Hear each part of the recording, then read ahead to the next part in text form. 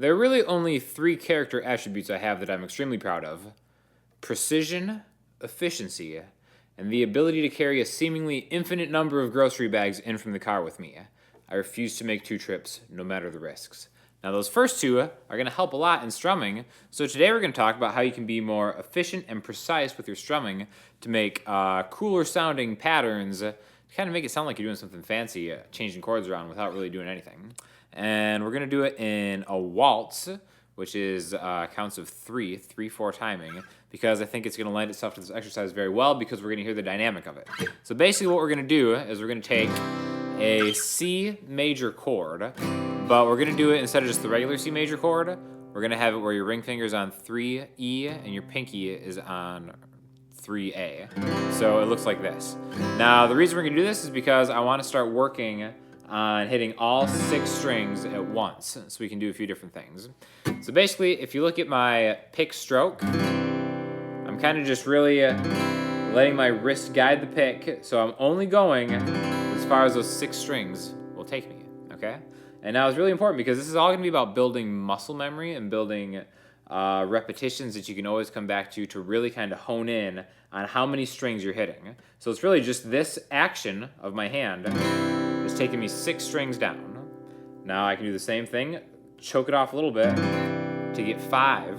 I can do 4, 3, 2, 1. So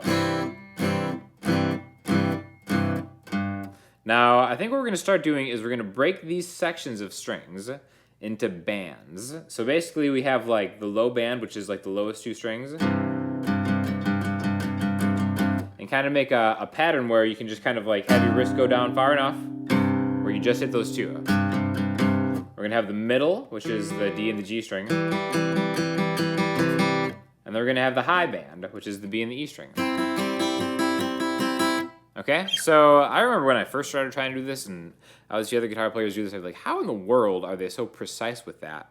And I promise you, it's just practice, and eventually you're going to get it. And being able to kind of have this as a strumming technique under your belt is going to really, really help with any song you ever decide to play on acoustic or electric guitar, okay?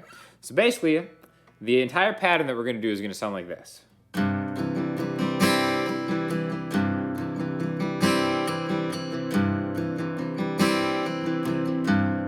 So basically, again, it's a waltz. So if we were to count, it would be 1, 2, and 3, and 1, 2, and 3, and 1, 2, and 3, and 1, 2, and 3, and... You could easily count it as 6. 1, 2, and 3, and 4, 5, and 6, and 1, 2, and 3, and 4. Now what I'm doing is, on the 1, I'm just getting that low band, the E and the A string. And then I'm going to shoot for the D and the G string. 1, 2, and 3, and... Okay, so the first 3 count is going to be the low band, down, up, on the middle band. And now, if sometimes you're accidentally hitting strings around there, like maybe if you hit the B string, you'll be able to hear it, but it's not the end of the world. This is more about just kind of target practice and aiming for strings. And eventually, your muscle memory is going to kick in. You're really going to tighten this up, and you'll become a much more precise strummer. So again, the first 3 count is 1, 2, and 3, and. The second count, 1, 2, and 3, and. So again, it's almost like the opposite. The 1 is going to be the high band, and then 2 and 3 is going to be the middle again. 1, 2, and 3, and 1, 2, and 3, and 1, 2, and 3, and 1, 2, and 3, and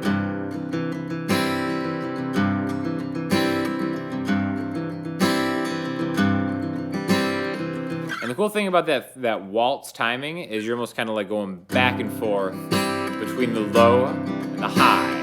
Low, high, low, high. So it's a very active strumming pattern. And if you get bored on the C major, move it 2 frets higher to make this open D sounding chord. 1, 2, and 3, and 4. 1, 2, 3, 1, 2, 3.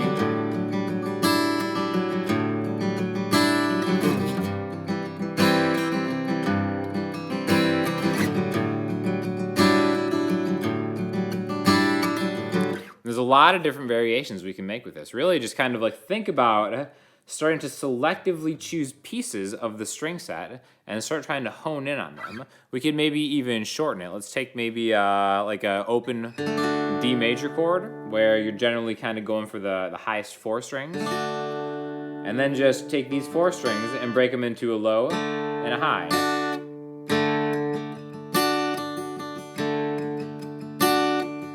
So now I'm doing the same kind of sound, but I'm getting a 1, 2, and 3 and all on the low band, the D and the G string, and then the same thing on the high band.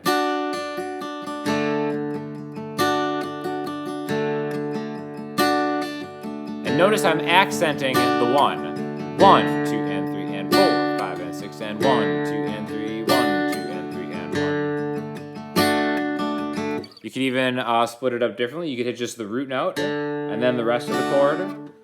1, 2, and 3, and 1, 2, and 3, and 1, 2, and 3, and 1, 2, and 3. And eventually you get to a point where you hit that root note more often than not without even really having to look at it because you're just aiming for it. And you're, even if you're playing with your thumb,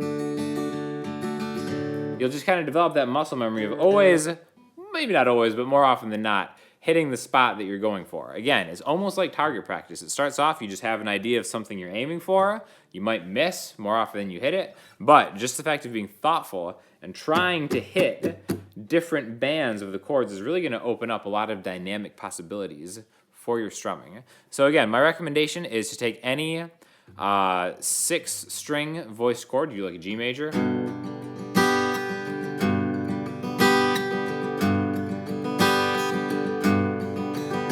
You can maybe start combining that with maybe like a 5-string chord, like an A minor. And then just start kind of hunting around and kind of try to hit different parts of that chord to kind of make your own strumming patterns.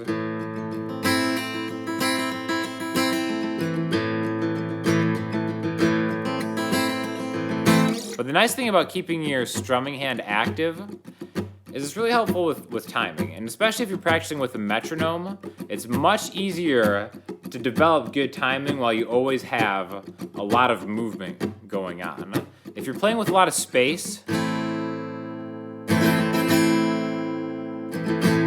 it might be harder to kind of find that timing that you're looking for, especially if you're not playing with a metronome. But again, anything you're doing thoughtfully is going to be good practice. So just kind of keep some of this stuff in mind and try to find a good system that works for you and start really working on the precision and efficiency of your strumming hand. So if you have any questions, hit me up on Twitter, Instagram, the website, or the comment section, and I'll get back to you as soon as I can. Thanks a lot.